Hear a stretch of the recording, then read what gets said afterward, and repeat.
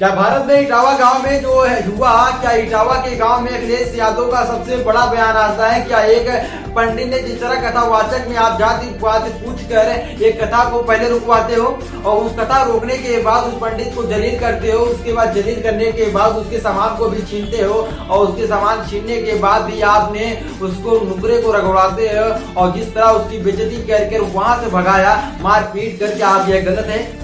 क्या यह भी सही है? क्योंकि जाति को छिपाना क्या सबसे बड़ा गलत हो सकता है? यहाँ दोस्तों आज की इस वीडियो में हम बताने हैं किस तरह यहाँ पर आपकी एक बड़ी गलती के कारण भारत के लोग ही खून के प्यासे बन गए।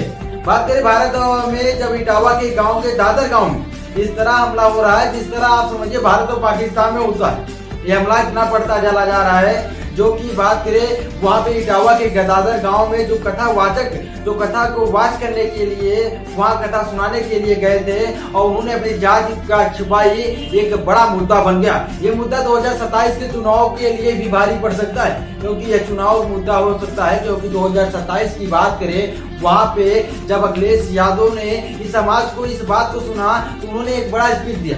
उन्होंने साफ बोला कि दादर गाँव में जो हुआ वो बहुत ही गलत हुआ है।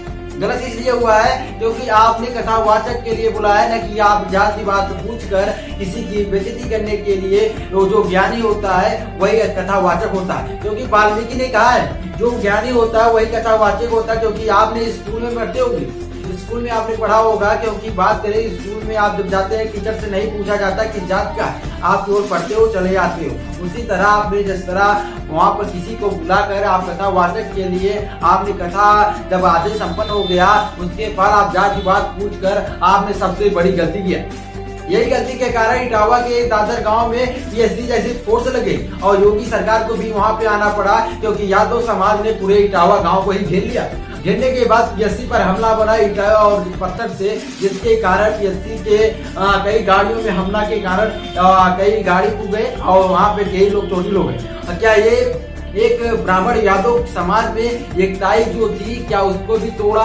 क्या ये तोड़कर एक अलग सा मामला सामने आ रहा है? ये सामना कोई और नहीं है, क्योंकि इटावा के दादर गांव में जिस तरह कथावाचक को आपने कथा के हित को लिए आप कथा सुनने के लिए बैठे, ना कि झगड़ा करने के लिए। आपने जातिवाद को पहले पूछा, बड़े बड़े ऋषि, क्योंकि हम बात करें संतोष भाई फूले जो भी, और उसके बाद बात करें वाल्मीकि भी इस जात के थे, वो भी ओबीसी जात के थे। क्या वहाँ पे कथावाचक नहीं आया? क्या कथावाचक में आपने जाति पात पूछ कर एक मामला को बढ़ाया? क्योंकि आज स्टेट में चल रहा है भारत जब पाकिस्तान के जितने हमले में आप ट्रेंड में नहीं देखे हैं, मगर इटावा में ब्राह्मण और यादव के समाज के एक तगड़ा समस्या चल रहा है। एक तरफ योगी सरकार है, एक तरफ मोदी। क्या 2027 के चुनाव के मुद्दा को सबसे बड़ा फैसला आ सकता है? 2027 चुनाव काफी दूर नहीं है और 2027 के चुनाव 2025 खत्म होने के बाद ये सबसे बड़ा मुद्दा बन जाए। क्या यही मुद्दा से अखिलेश यादव ने एक बड़ी चुप्पी बोली है?